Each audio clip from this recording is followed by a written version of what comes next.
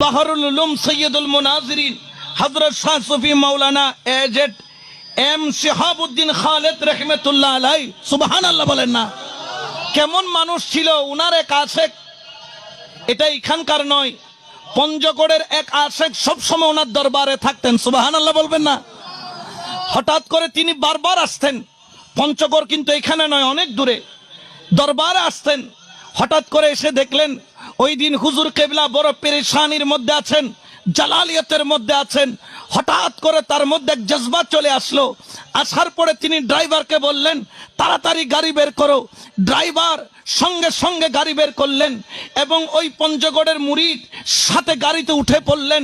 রওনা দিচ্ছেন, কোন দিকে যাবে ড্রাইভারও চিনতেছে না, বলে এদিকে যাও ওই দিকে যাও। রোড হুজুর কেবলা নিজে দেখাচ্ছেন, শুধু দেখাচ্ছেন নয়, সেখানে গিয়ে দেখে ওনার এক আশেক, ওনার এক মুরিদ, তার একজন কন্যা সন্তান এন্তেকাল করে উত্তর দক্ষিণ করে শোয়া রাখছে, আর পরিবারের সবাই কাঁদতেছে। এবং ওনার আব্বা ছিল হুজুর কেবলার বায়াত, এবং চোখের পানি ছেড়ে বলতেছে আমার মুর্শিদ যতক্ষণ আসবে না ততক্ষণ আমার মেয়ের কোনো দাফন কাফন হবে।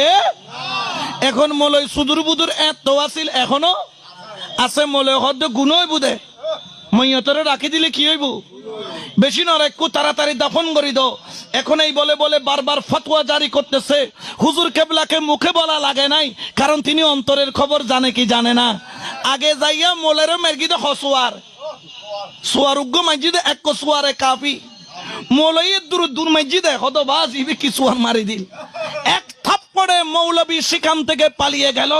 সবাই বলতেছেন হুজুর এখন আমার মেয়ে মারা গিয়েছে।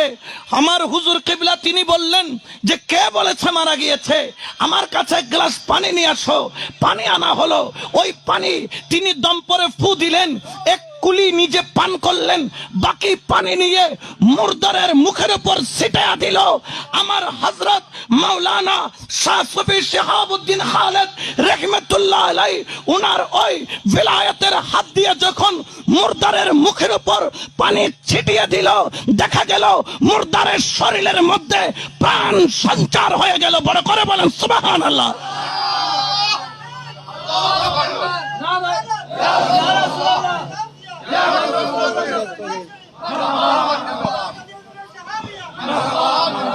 এই জন্য মানুষ দাবি করে এক জিনিস আর মানুষ প্রমাণ করা আরেক জিনিস। কারণ কি জানেন, আল ইনসানু সিররি ওয়া আনা সিররাহু, মানুষ হচ্ছে আল্লাহর রহস্য, আল্লাহ হচ্ছে মানুষের রহস্য।